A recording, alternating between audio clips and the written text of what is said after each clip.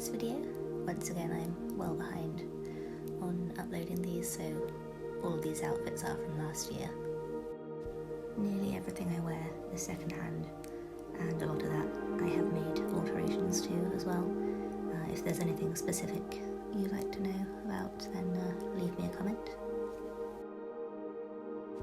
I don't think I've ever clarified in these videos that the videos here, like these outfits, they're just what I've been wearing that day out and about, and I've just got a quick video of it whilst I'm doing whatever I'm doing.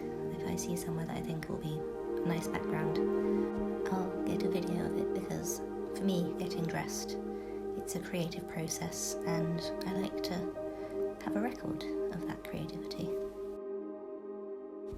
Of course, I'll have days where I don't really put much effort in, don't spend much time on what I'm wearing, but I always make sure that I just do whatever I feel like. If I don't feel like doing a very involved outfit, then I won't, and if I want to go all out, then I will. That's everything I wanted to say for this video. If you have a favourite outfit, do let me know which one it was.